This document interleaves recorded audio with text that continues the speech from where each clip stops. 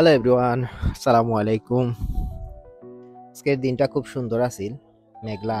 ইফতারের আগে রওনা দিছি সিলেট যাওয়ার লাগি। ঈদর কেনাকাটা দেখানোর চেষ্টা করবো আপনারা সাথে থাকবা, সম্পূর্ণ ভিডিও দেখবা। সিলেট যাওয়ার সময় রাস্তার কিছু সুন্দর দৃশ্য তুলে ধরলাম।